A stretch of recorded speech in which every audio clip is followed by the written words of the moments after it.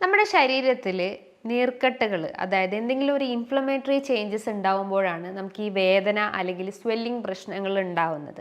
എരിവേറിയ ഭക്ഷണങ്ങളൊക്കെ കണ്ടിന്യൂസ് ആയിട്ട് നിങ്ങൾ ഇങ്ങനെ എടുക്കുകയാണെങ്കിലും അത് ആ ഒരു കാരണവും നമ്മളെ ഈ ഒരു ഹെമറോയിഡ്സ് വരാനുള്ള ഒരു ചാൻസസ് ഉണ്ട്. നമ്മളെ മലം ആ ഒരു കുടലിൽ കിടന്ന് കുറച്ചുകൂടി ഹാർഡാവും, അല്ലെങ്കിൽ ജലാംശം മുഴുവൻ അതിൽ നിന്ന് നമ്മുടെ ശരീരത്തിലേക്ക് വലിച്ചെടുക്കപ്പെടുകയും അപ്പോൾ ആ ഒരു ഹാർഡ് സ്റ്റൂൾസ് ആ ഒരു ആനസിലൂടെ പാസ് ഔട്ട് ചെയ്തു പോകുമ്പോഴാണ് ഇത്തരം വേദനകൾ അനുഭവപ്പെടുന്നത്, അല്ലെങ്കിൽ രക്തം വരുന്നതിൻ്റെ ഒരു റീസൺ എന്ന് പറയുന്നത്. ഹായ്, ഞാൻ doctor Juhi Das, Q&B health കെയറിലെ ഹോമിയോപ്പത്തിക് ഫിസിഷ്യനാണ്. നമ്മുടെ ശരീരത്തിൽ നീർക്കെട്ടുകൾ, അതായത് എന്തെങ്കിലും ഒരു ഇൻഫ്ലമേറ്ററി ചേഞ്ചസ് ഉണ്ടാവുമ്പോഴാണ് നമുക്ക് ഈ വേദന അല്ലെങ്കിൽ സ്വെല്ലിംഗ് പ്രശ്നങ്ങൾ ഉണ്ടാവുന്നത്. അപ്പോൾ അങ്ങനെ ഉണ്ടാവുന്ന അല്ലെങ്കിൽ അത്തരം നീർക്കെട്ടുകളെയാണ് ഈ ഹെമറോയിഡ്സ് അഥവാ പൈൽസ് അല്ലെങ്കിൽ മൂലക്കുരു എന്നൊക്കെ പറയുന്നത്. അതായത് രക്തക്കുഴലിൽ ഉണ്ടാവുന്ന ഒരു നീർക്കെട്ട് അല്ലെങ്കിൽ ഇൻഫ്ലമേറ്ററി ചേഞ്ചസ് അല്ലെങ്കിൽ ഡയലറ്റേഷൻ ഓഫ് ബ്ലഡ് വെസൽസിനെയാണ് ഈ ഹെമറോയിഡ്സ് എന്ന് പറയപ്പെടുന്നത്. അതിപ്പോൾ ആനസ് റീജിയനിലായതുകൊണ്ട് അതിനെ ഹെമറോയിഡ്സ് എന്ന് പേരിട്ട് വിളിക്കുന്നു. അതേപോലെ തന്നെ നമ്മുടെ കൈ കാലുകളിലാവട്ടെ, അല്ലെങ്കിൽ കാലുകളുടെ താഴത്തോട്ടോ അല്ലെങ്കിൽ കാഫ് മസിൽസിൻ്റെ ആ ഒരു റീജിയനിലൊക്കെ ഇത്തരം നീർക്കെട്ട് അല്ലെങ്കിൽ വെയിൻസ് ഒക്കെ ഡയലേറ്റഡ് ആയി നിൽക്കുകയാണെങ്കിൽ അതിനെ വെരിക്കോസ് വെയിൻ എന്ന് പറയപ്പെടുന്നു.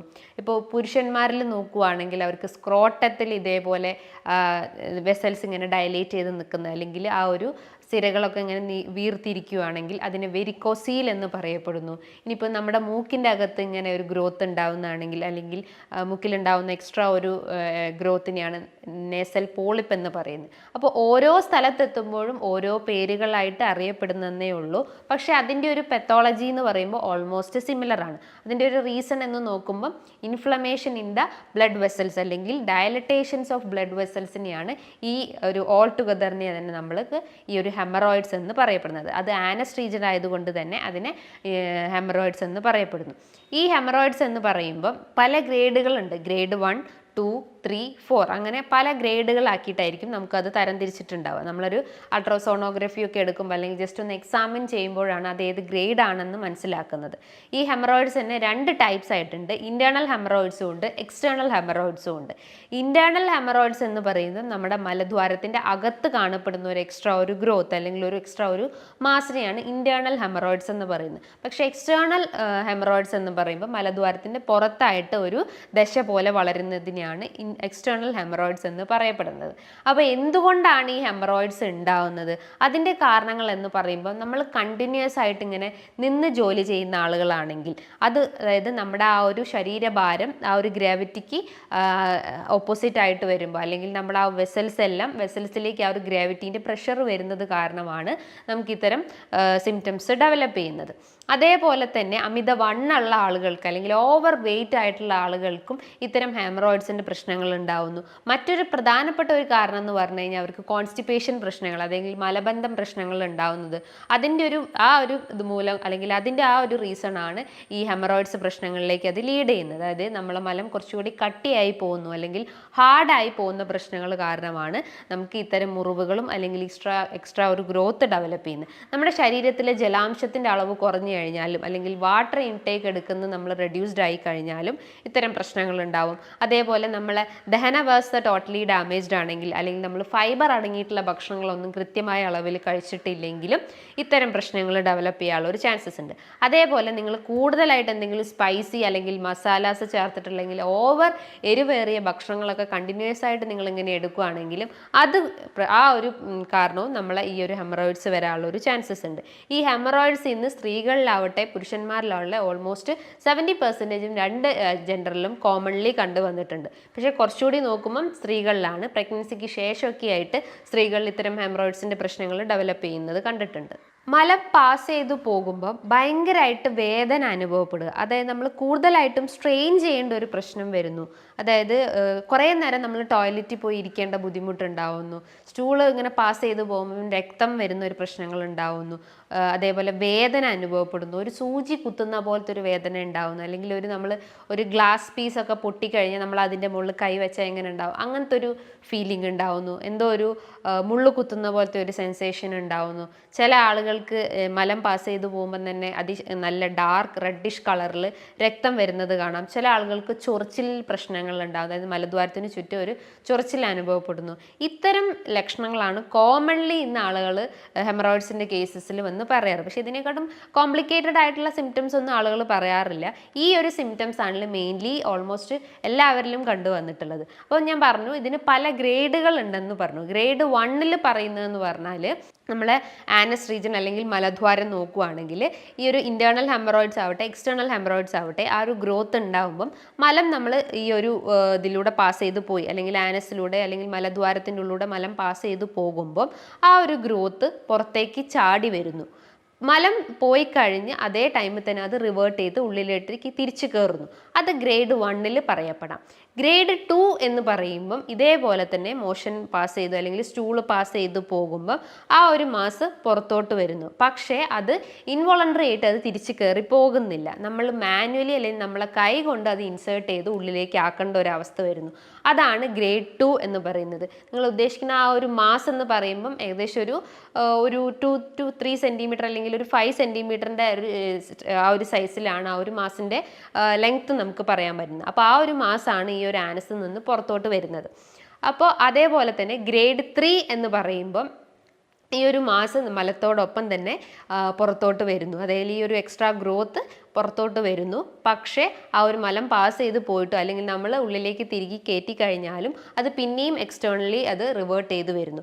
അത് ഗ്രേഡ് 3 എന്ന് പറയുന്നു. ഗ്രേഡ് 4 എത്തുമ്പോൾ ഈ ഒരു കണ്ടിന്യൂസ് ആയിട്ട് ഈ ഒരു എക്സ്ട്രാ ഗ്രോത്ത് നമ്മുടെ ആ ഒരു ആനസിൻ്റെ പുറത്തായിട്ട് ജസ്റ്റ് ഇങ്ങനെ തൂങ്ങിക്കിടക്കുന്ന ഒരവസ്ഥ വരുന്നു. അതാണ് ഗ്രേഡ് 4 എന്ന് പറയുന്നത്. അപ്പോൾ ഈ ഗ്രേഡ് 4 അല്ലെങ്കിൽ ഗ്രേഡ് 3 ഒക്കെയാണ് നമ്മൾ ആ ഒരു സ്കാനിങ് റിപ്പോർട്ടിൽ അതിൽ കാണിക്കുന്നത്. അല്ലെങ്കിൽ ഗ്രേഡ് 3 ഹെമറോയിഡ്സ് അല്ലെങ്കിൽ ഗ്രേഡ് 2 ഹെമറോയിഡ്സ് ഒക്കെ ആ ഒരു സ്കാനിങ് റിപ്പോർട്ടിൽ എഴുതി കാണിക്കുന്നതിൻ്റെ ഒരു പത്തോളജി എന്ന് പറഞ്ഞു കഴിഞ്ഞാൽ ഇതാണ്. ഞാൻ നേരത്തെ പറഞ്ഞു ഒരു ഹാർഡ് സ്റ്റൂൾസ് അല്ലെങ്കിൽ മലബന്ധമാണ് ഈ ഹെമറോയിഡ്സിൻ്റെ ഒരു റീസൺ എന്ന് പറഞ്ഞു. അതിൻ്റെ അതേപോലെ തന്നെ ഈ മലബന്ധം മൂലം അല്ലെങ്കിൽ കോൺസ്റ്റിപ്പേഷൻ മൂലം ആനൽ ഫിഷർ പ്രശ്നങ്ങൾ ഉണ്ടാവാനുള്ള ഒരു ചാൻസസ് ഉണ്ട്. ആനൽ ഫിഷർ എന്ന് പറയുമ്പം മലദ്വാരത്തിൻ്റെ ചുറ്റുമായിട്ട് ഒരു നീർക്കെട്ട് അല്ലെങ്കിൽ ഒരു വിണ്ട് കീറുന്ന ഒരവസ്ഥ അല്ലെങ്കിൽ മുറിവ് വരുന്ന ഒരവസ്ഥയാണ് ഈ ആനൽ ഫിഷർ എന്ന് പറയുന്നത്. അത് ആൻറ്റീരിയറി കാണപ്പെടാം അല്ലെങ്കിൽ പോസ്റ്റീരിയർ ആയിട്ടും നമുക്ക് കാണപ്പെടാം ഈ ഒരു ആനൽ ഫിഷർ. ആനൽ ഫിഷർ തന്നെ ക്രോണിക് ഫിഷറും ഉണ്ട്, അക്യൂട്ട് ഫിഷറും ഉണ്ട്. അക്യൂട്ട് ഫിഷർ എന്ന് പറയുമ്പോൾ പെട്ടെന്ന് ഉണ്ടാവുന്നൊരു വേദന അല്ലെങ്കിൽ പെട്ടെന്ന് ഉണ്ടാവുന്നൊരു മുറിവിനെയാണ് അക്യൂട്ട് ഫിഷർ എന്ന് പറയുന്നത്. അതൊരു സൂപ്പർഫിഷ്യലി കാണപ്പെടുന്ന ഒന്നായിരിക്കാം. പക്ഷേ ഒരു ക്രോണിക് ഫിഷർ എന്ന് പറയുമ്പോൾ കുറച്ചുകൂടി ഡീപ്പായിട്ടുള്ള അല്ലെങ്കിൽ ഗ്രാജുവലി പ്രോഗ്രസ് ചെയ്തിട്ടുള്ള ഒരു കണ്ടീഷനെയാണ് ക്രോണിക് ഫിഷർ അല്ലെങ്കിൽ ക്രോണിക് ആനൽ ഫിഷർ എന്ന് പറയപ്പെടുന്നത്. അപ്പം ഈ ഒരു ഫിഷർ വരാനുള്ള ഒരു റീസൺ എന്ന് പറയുമ്പോൾ ഇതേപോലെ തന്നെ നമ്മൾ കഴിക്കുന്ന ഭക്ഷണത്തിൽ ജലാംശം നഷ്ടപ്പെട്ട് കഴിഞ്ഞാലോ അല്ലെങ്കിൽ ഫൈബർ കുറഞ്ഞിട്ടുള്ള ഭക്ഷണങ്ങളൊക്കെ എടുക്കുകയാണെങ്കിൽ അല്ലെങ്കിൽ ഓവർ മസാലാസ് ചേർത്തിട്ടുള്ള അല്ലെങ്കിൽ ഓവർ സ്പൈസി ആയിട്ടുള്ള ഭക്ഷണങ്ങളൊക്കെ എടുക്കുകയാണെങ്കിൽ നമ്മളെ മലം ആ ഒരു കുടലിൽ കിടന്ന് കുറച്ചുകൂടി ഹാർഡാവും അല്ലെങ്കിൽ ജലാംശം മുഴുവൻ അതിൽ നിന്ന് നമ്മുടെ ശരീരത്തിലേക്ക് വലിച്ചെടുക്കപ്പെടുകയും അപ്പോൾ ആ ഒരു ഹാർഡ് സ്റ്റൂൾസ് ആ ഒരു ആനസിലൂടെ പാസ് ഔട്ട് ചെയ്ത് പോകുമ്പോഴാണ് ഇത്തരം വേദനകൾ അനുഭവപ്പെടുന്നത് അല്ലെങ്കിൽ രക്തം വരുന്നതിൻ്റെ ഒരു റീസൺ എന്ന് പറയുന്നത്. ഞാൻ നേരത്തെ പറഞ്ഞു നമ്മുടെ ശരീരത്തിൽ ഉണ്ടാവുന്ന അല്ലെങ്കിൽ രക്തക്കുഴലിൽ ഉണ്ടാവുന്ന ഒരു നീർക്കെട്ടിനെയാണ് ഈ ഹെമറോയിഡ്സ് അല്ലെങ്കിൽ വെരിക്കോസ് വെയിൻ എന്നൊക്കെ പറയപ്പെടുന്നത്. അപ്പം നമ്മുടെ ശരീരത്തിൽ ഈ നീർക്കെട്ടിനെ കുറയ്ക്കാൻ സഹായിക്കുന്ന ഭക്ഷണങ്ങളാണ് നമ്മൾ മെയിനായിട്ട് ഫോക്കസ് ചെയ്യേണ്ടത്. അപ്പോൾ ഒരു മാനേജ്മെൻറ്റ് പാർട്ട് അല്ലെങ്കിൽ ഹെമറോയിഡ്സിന് ഒരു മാനേജ്മെൻറ്റ് പാർട്ട് എന്ന് പറയുമ്പോൾ ആദ്യം തന്നെ നിങ്ങൾക്ക് ചെയ്യാം ഒരു സിറ്റ്സ് ബാത്ത് ഫോളോ ചെയ്യാം. അത് ആനൽ ഫിഷറിനും അതേപോലെ തന്നെ ഹെമറോയിഡ്സിനും അപ്ലിക്കബിൾ ആയിട്ടുള്ള ഒരു പ്രൊസീജിയറാണ്. സിറ്റ്സ് ബാത്ത് എന്ന് പറയുമ്പോൾ നമ്മളൊരു ബേസിൻ്റെ അകത്ത് കുറച്ച് ചൂടുള്ള വെള്ളം എടുക്കുക, അതിൻ്റെ അകത്ത് ജസ്റ്റ് ഒരു table spoon rock salt add ചെയ്യുക, എന്നിട്ട് ഒരു 10-15 മിനിറ്റ് നമ്മൾ അതിൻ്റെ അകത്ത് ഇരിക്കുക. ആ ഒരു ടൈമിങ്ങിൽ ആ ഒരു എന്തെങ്കിലും ഫിഷർ പ്രശ്നങ്ങളോ അല്ലെങ്കിൽ ഹീലാവാത്ത വൂണ്ട് ഉണ്ടെങ്കിൽ അതൊന്ന് ഹീൽ ചെയ്യപ്പെടും. അപ്പോൾ ഈ പ്രൊസീജിയർ കണ്ടിന്യൂസ് ആയിട്ട് നിങ്ങളൊരു 1 വീക്ക് ഫോളോ ചെയ്ത് കഴിഞ്ഞാൽ ആ ഒരു മുറിവ് കംപ്ലീറ്റ് ആയിട്ട് നിങ്ങൾക്ക് ഉണങ്ങുന്നത് കാണാം. അതേപോലെ തന്നെ നിങ്ങളുടെ ശരീരത്തിൽ എന്തെങ്കിലും നീർക്കെട്ട് പ്രശ്നങ്ങളെ കുറയ്ക്കുന്ന ഭക്ഷണങ്ങൾ നിങ്ങളുടെ ഡയറ്റിൽ ഉൾപ്പെടുത്താൻ ശ്രമിക്കുക. അതായത് ആൻറ്റി ഇൻഫ്ലമേറ്ററി ഭക്ഷണങ്ങൾ എടുക്കാൻ ശ്രമിക്കുക. ആൻറ്റി ഇൻഫ്ലമേറ്ററി എന്ന് പറയുമ്പോൾ എന്തൊക്കെയാണ്? ഒനിയൻ, അതേപോലെ തന്നെ മഞ്ഞൾ, വെളുത്തുള്ളി, അതേപോലെ തന്നെ ഗാർലിക്, ജിഞ്ചർ, ഇതൊക്കെ നിങ്ങളുടെ ശരീരത്തിൽ എന്തെങ്കിലും നീർക്കെട്ട് പ്രശ്നങ്ങളുണ്ടെങ്കിൽ അതിനെ കുറയ്ക്കാൻ പറ്റുന്ന ഒരു ഇൻഗ്രീഡിയൻ്റ് ആണ്. അതേപോലെ തന്നെ നിങ്ങൾക്ക് കറുവപ്പട്ട ഭക്ഷണങ്ങൾ എടുക്കാം. അതേപോലെ ആപ്പിൾ സിഡർ വിനെഗർ നിങ്ങൾക്ക് ഫോളോ ചെയ്യാവുന്നതാണ്. അതേപോലെ ഗ്രീൻ ടീ നിങ്ങൾക്ക് നിങ്ങൾക്ക് എടുക്കാവുന്നതാണ്.